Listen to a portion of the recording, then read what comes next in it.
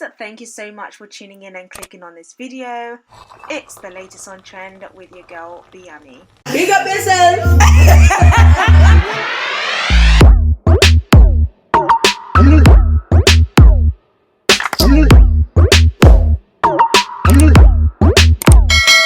I never really expected this from YouTube. Now, this is for content creators and also for viewers.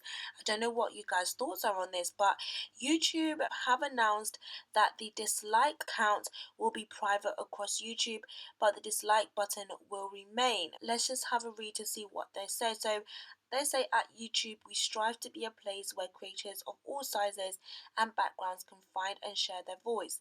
To ensure that YouTube promotes respectful interactions between viewers and creators, we introduced several features and policies to improve their experience.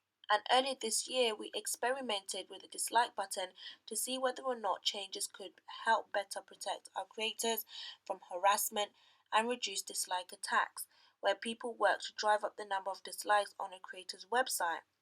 We're making the dislike counts private across YouTube, but the dislike button is not going away. This change will start gradually rolling out today. Now, creators will still be able to find their exact dislike counts in YouTube Studio, along with other existing metrics, if they would like to understand how their content is performing. Viewers can still dislike videos to tune their recommendations and privately share feedback with creators. What do you guys think about that? I mean, there are videos that I've done and I have received like literally 90% dislikes, and usually they're videos that I did that I spoke about racism, or especially when it came to football. And honestly, like, I just found that likes or dislikes, everything is all part of the engagement. Like, I never really took it to heart where I was just like, oh my gosh, I'm devastated. But then again, everybody deals with it differently. I feel like, and my mum tells me this all the time, like, you really do have to build thick skin. And when the more you grow, the more the hate will come. If you are not called to be on such platforms like online, then don't force it. Like, don't, because there's a lot that comes with it. Now, obviously, like I said, everybody is different, and it's a shame that there are trolls, but there's always going to be trolls. The good thing is that you can still dislike a video because it will filter out recommendations sent to you so that you don't get recommended videos that you don't like. And also, as a creator, you can still look at your metrics and see what works and what's not working. What I don't like about YouTube now from what it was before is the control.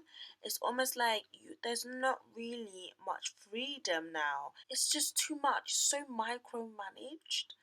Like, you just can't really express yourself, as they say, freedom of expression. Like, there is really no freedom on these platforms. I'm neither here or there. I'm like, it's not really that necessary. I'm pretty sure that there's other ways to deal with trolls. Like, one thing that I do find about YouTube is sometimes it's hard to contact them. How about that? How about they fix that, like their helpline? Not even just like dislikes, but even when you get strikes on your videos that a lot of small content creators are dealing with, that they don't deserve, but there's no way to speak to YouTube. How about you fix that? You know what I mean? Like, me hitting dislike, which I barely ever do, that is me expressing my opinion on that video. Now, people complain, and on YouTube you submit these harassment, not forms, but let's call them forms, and you never hear back from YouTube. Like, I don't know, I'm just like, YouTube, how about you start fixing your helpline? Like, how about you start creating a space where content creators can actually easily reach out to you. Like, sometimes you don't even know who YouTube is. Like, it's like, who am I speaking to? Like, is there anybody behind these computers, or is it just a computer generating talk that I'm talking to, generator that I'm talking to? So yeah, I don't think that it's a great idea, but I don't know. Maybe for people who really have dealt with bad abuse on their videos, maybe that's a good idea. But then again, sometimes people complain about YouTube, oh, they're not growing, they're not getting views, and then all you see is them complain. But that is the game. That is part of the platform, unfortunately.